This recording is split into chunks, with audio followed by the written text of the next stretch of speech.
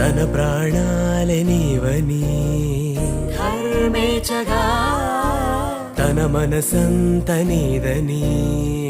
అర్థేచగా తన వలపంత నీకని కామేచగా అవధులు లేని ప్రేమకై మోక్షేచగా